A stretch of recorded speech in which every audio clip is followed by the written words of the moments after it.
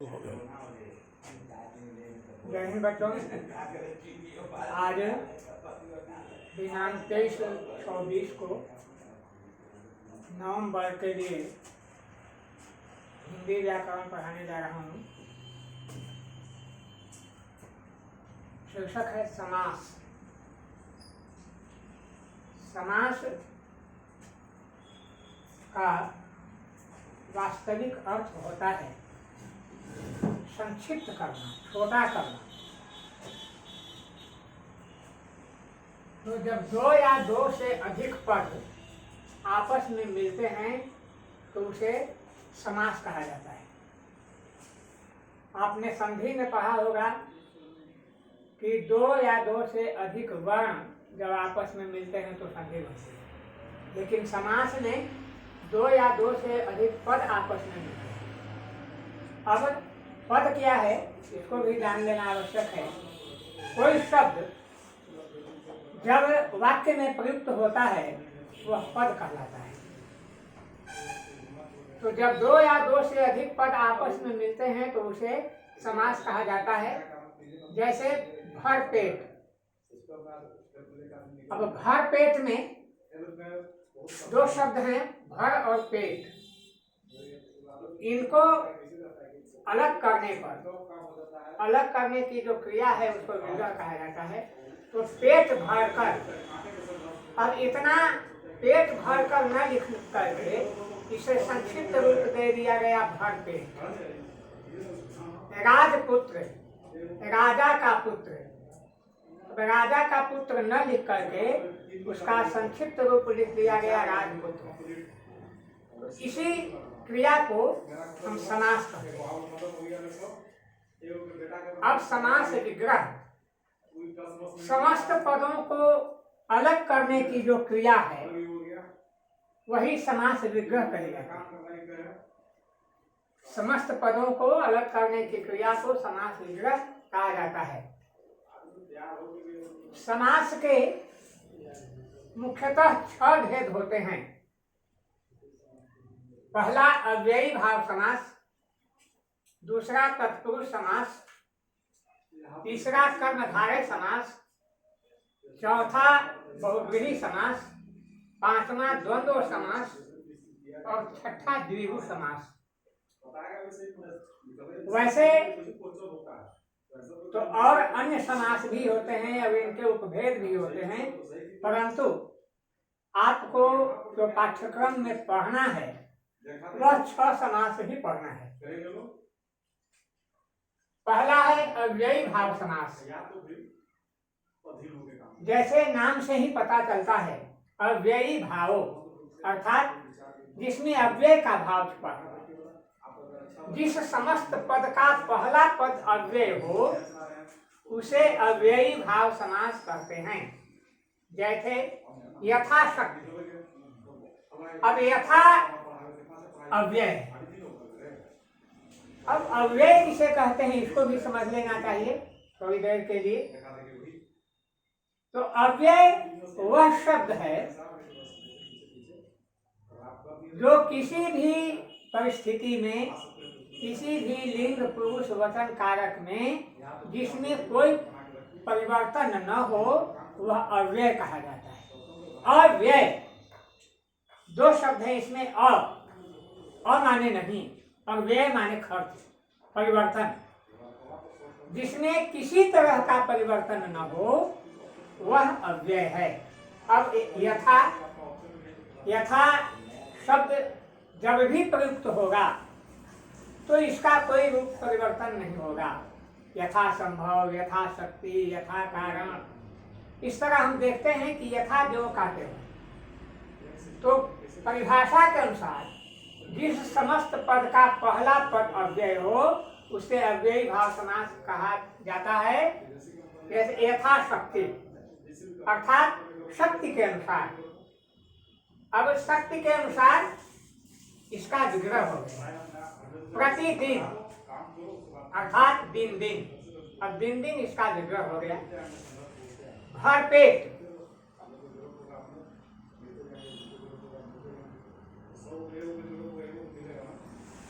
भर पेट यानी पेट हरकत इत्यादि इसके उदाहरण हैं। दूसरा समास है तत्पुरुष समास। तत्पुरुष समास का परिवार थोड़ा बड़ा है। तो तत्पुरुष समास की परिभाषा होती है कि जिस समस्त पद का उत्तर पद अर्थात बाद वाला पद, अव्ययी भाव समास में आपने पढ़ा कि जिसका पहला पद अव्यय, इसमें जिस समस्त पद का उत्तर पद अर्थात बाद वाला पद प्रधान हो उसे तत्पुरुष समास कहा जाता है। इस समास के मुख्यतः दो भेद होते हैं, समानाधिकरण तत्पुरुष और व्यधिकरण तत्पुरुष। समानाधिकरण तत्पुरुष यह कर्ता कारक में मुक्त होता है, मुख्यतः कर्मधारय समास ही इसमें आता है। वैसे कर्मधारय समास का भेद भी है, जब पढ़ाएंगे उसमें आगे जा करके तो उसका विश्लेषण करेंगे। और दूसरा है व्यधिकरण तत्पुरुष।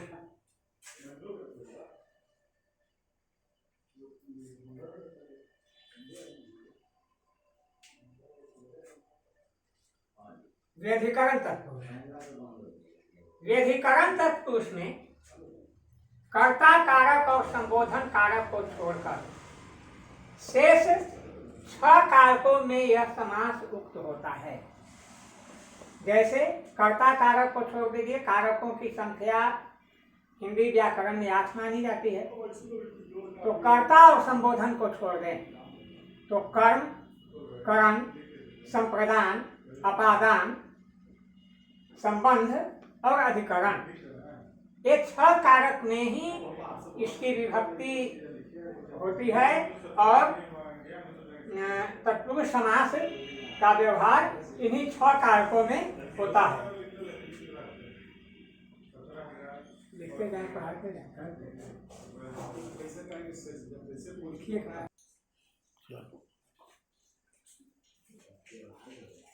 अभी आप लोगों को मैंने बताया कि तत्पुरुष समास व्यधिकरण तत्पुरुष कारक के 6 कारकों में विभक्त होता है और उसकी विभक्ति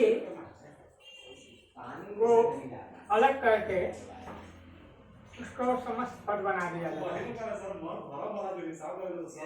जैसे कर्म तत्पुरुष, कर्म की विभक्ति होती है तो जिस तत्पुरुष समास में कर्म कारक की विभक्ति छुपी हो उसे कर्म तत्पुरुष समास कहा जाता है। जैसे स्वर्ग को प्राप्त, अब यहाँ को विभक्ति कर्म कारक की है। अब इसको जब हम इस विग्रह को जब समस्त पद बनाएंगे तो यह हो जाएगा स्वर्ग प्राप्त, पॉकेट को मारने वाला, पॉकेट मार इत्यादि। करण तत्पुरुष, जिस तत्पुरुष समास में करण कारक की विभक्ति रहती है उसे करण तत्पुरुष समास कहा जाता है। जैसे इसकी विभक्ति है से या द्वारा, तो तुलसी द्वारा कृत अर्थात तुलसी कृत।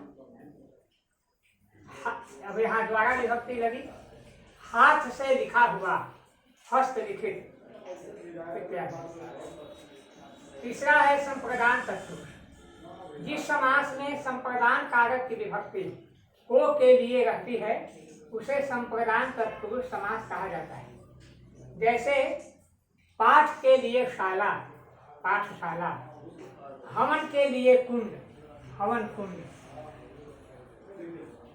गो के लिए शाला, गौशाला, दुग्ध के लिए शाला, दुग्धशाला इत्यादि। चौथा है अपादान तत्पुरुष, जिस समास में अपादान कारक की विभक्ति से या द्वारा लेकिन जिससे जुदाई हो, क्योंकि अपादान कारक में से और द्वारा करण कारक की भी विभक्ति होती है, लेकिन उससे साध्य साधन का बोध होता है और इसे जुदाई का बोध होता है। इसलिए जिस समास में अपादान कारक की विभक्ति से द्वारा अर्थात जुदाई व्यक्त हो उसे अपादान तत्पुरुष समास कहा जाता है।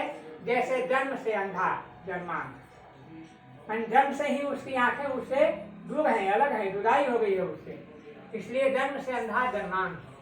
पद से च्युत, च्युत माने होता है हटाना, तो जो पद से हटा दिया गया हो, पद से च्युत, पद च्युत इत्यादि। पांचवा है संबंध तत्व। जिस समास में संबंध कारक की विभक्ति का, के की छुपी हुई हो उसे संबंध तत्व समास कहा जाता है। जैसे राजा का पुत्र, राजपुत्र हो गया समास बनने पर। राजा की आज्ञा, राजाज्ञा। राजा की कन्या, राजकन्या इत्यादि। अधिकरण तत्व, जिस समास में अधिकरण कारक की विभक्ति में पर छुपी हुई हो उसे अधिकरण तत्व समास कहा जाता है। जैसे गृह में प्रवेश, गृह प्रवेश। तो इस तरह से हम देखते हैं कि 6 कारक में उक्त जो होता है उसे भी अधिकरण तत्व समास कहा जाता है। और अब इसके बाद जो हम पढ़ाएंगे वह कर्मधारय समास होगा। आज केवल इतना ही। धन्यवाद।